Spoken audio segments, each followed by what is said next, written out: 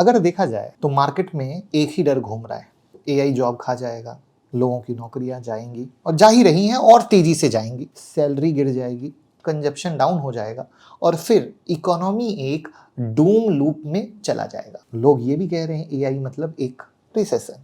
लेकिन आज मैं आपसे एक बड़ा सवाल पूछना चाहता हूँ, क्या एआई सच में स्लो डाउन लाएगा या फिर एआई दुनिया का सबसे बिग इकोनॉमिक बूम बनने वाला है? और आज इसी फियर के बीच सिर्फ एक महीने में इंडियन आईटी सेक्टर ने 4 से 5 लाख करोड़ वेल्थ गायब कर दिया, जो कल आपने देखा। निफ्टी आईटी 20% से ज्यादा गिर चुका है, मार्केट बोल रहा है ये 2008 जैसा क्रैश है। तो सवाल है कि क्या आईटी सेक्टर खत्म हो रहा है? क्या एआई इंडियन आईटी कंपनी को रिप्लेस कर देगा? क्या एफआईआई को पहले से पता था जो उन्होंने बेच दिया? और सबसे इंपॉर्टेंट, ये क्रैश है या लाइफ चेंजिंग अपॉर्चुनिटी? बहुत डीप रिसर्च की है हमारी टीम ने, तभी थोड़ी सी वीडियो एक दिन लेट आई है, बट अगर आप देखोगे तो वर्थ लगेगा। तो मैं मुकुल अग्रवाल स्वागत करता हूं आपके अपने ही ट्रस्टेड फाइनेंशियल चैनल में। यहाँ हम सिर्फ न्यूज़ नहीं बताते, मार्केट के पीछे का सिस्टम, साइकोलॉजी और फ्यूचर ट्रेंड समझाते हैं। चलिए शुरू करते हैं, लेकिन चैनल को सब्सक्राइब करके बेल आइकॉन हिट कर लीजिएगा। तो सबसे पहले एक रियलिटी समझिए, इंडियन आईटी का बिजनेस इंडिया से नहीं चलता है। आप ऐसे समझ लो कि 70% से ज़्यादा रेवेन्यू नॉर्थ अमेरिका से आता है। तो इसका मतलब क्या हुआ कि अगर यूएस को जुकाम हो जाएगा तो निफ्टी आईटी को बुखार होना सिंपल है। और अब यूएस में क्या हो रहा है, बॉन्ड यील्ड हाई है, इंटरेस्ट रेट हाई है, मनी एक्सपेंसिव है।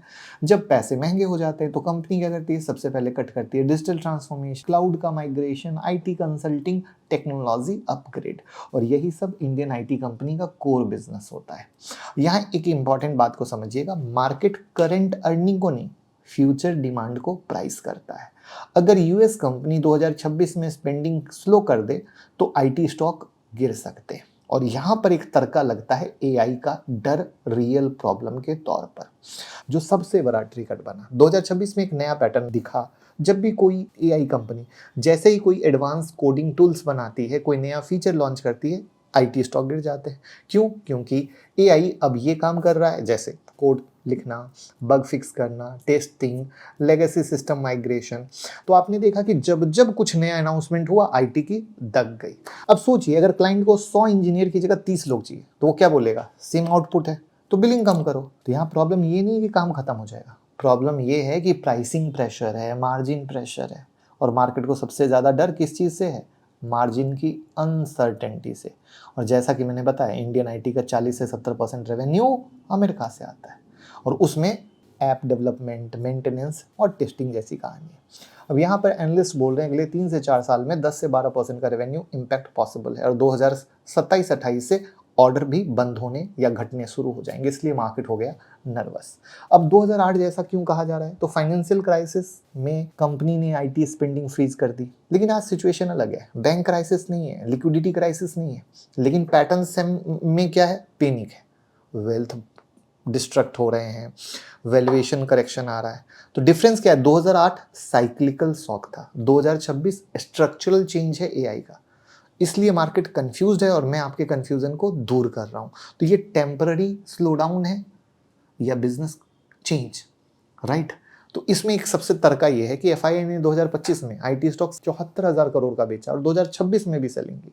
तो सवाल ये कि क्या उनको इनसाइडर इंफॉर्मेशन थी? नहीं, ग्लोबल रिसर्च था, एआई इम्पैक्ट रिपोर्ट थी, यूएस डिमांड का आउटलुक था और वैल्यूएशन मॉडल। एक सिंपल बात, 2025 में देखोगे तो आईटी सेक्टर एक्सपेंसिव ट्रेड कर रहा था और आज भी इतनी गिरावट के बाद भी एक्सपेंसिव ही है। और एक्सपेंसिव सेक्टर आज नहीं तो कल गिरता है। और साथ में अभी नुकसान म्यूचुअल फंड हाउस को भी हुआ है। म्यूचुअल फंड का आईटी एक्सपोजर 4 लाख करोड़ का है। 2026 के करेक्शन में एस्टिमेट जो उड़ा है ना, 3 से 3.5 लाख करोड़ का टेक म्यूचुअल फंड में नुकसान है। एक मंथ में 10 से 13% का डाउन है। एलआईसी जैसे इंस्टीट्यूशन को भी हेवी नोशनल लॉस है।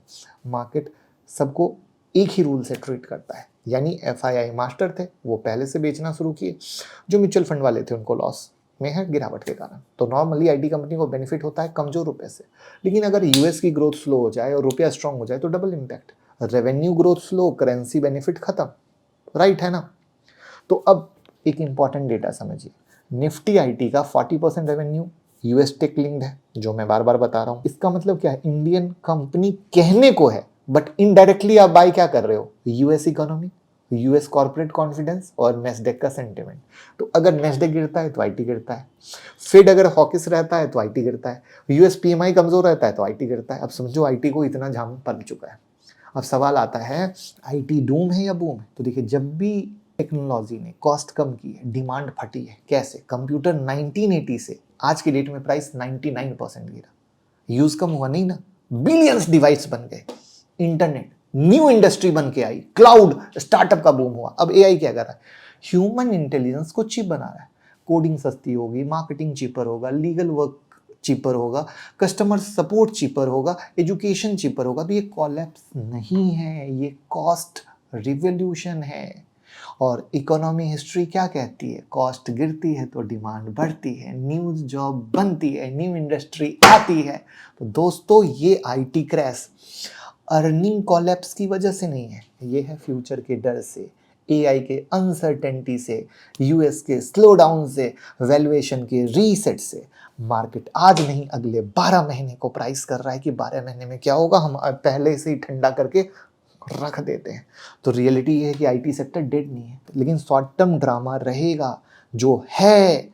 याद रखिए, यहाँ पर आपको यही समझना है कि अभी आईटी सेक्टर को कहिए नमस्ते। अब की मोहब्बत करनी हो तो सिर्फ एआई से कीजिए, तभी आप सक्सेस हो पाइएगा। क्योंकि पूरी फिल्म मैंने ए से लेकर जेड बताई कि किस तरीके से यूएस की इकोनॉमी की हालत है, जहाँ पर मामले की दिक्कत है। फिर मैंने बताया आपको किस तरीके से 2025 से देखते चले जाओ तो वैल्यूएशन बहुत हाई था, तो एफआई वाले ऑलरेडी अपने तेज सातिर प्राणी थे, वो 2025 से धमाका बेचे। म्यूचुअल फंड वाले देखो फंस लिए, वो वहां पर हैं। अभी जितनी भी कहानी चल रही है, जब भी एआई की न्यूज आए आईटी गिरता है, एआई की न्यूज आए आईटी गिरता है। फिर मैंने आपको क्या बताया, किस तरीके से हिस्ट्री में क्या क्या चेंजेस आए, तब तब मार्केट गिरा था बट कुछ नया बूम आया था। तो सेम कहानी एआई एक नया बूम बन के आएगा। तो अगर आप गौर करोगे तो जितने भी अच्छे पढ़े लिखे लोगों को सुनोगे, वो यही कहेगा कि ये एक नया बूम है, बट ये नया बूम उसी के लिए सक्सेस होगा जो एआई से प्यार करेगा। अब आप मुझे बताइए, एआई खुशखबरी लाएगा या दुख भरी खबर लाएगा? और कैसी लगी ये हमारी मेहनत भरी एनालिसिस, कमेंट में ज़रूर बता के हमें सपोर्ट कीजिए। डीमेट अकाउंट और क्रिप्टो में और म्यूचुअल फंड में इन्वेस्ट आप हमारे साथ कर सकते हैं। लिंक डिस्क्रिप्शन में, अकाउंट ओपन करके सपोर्ट करें। Thank you.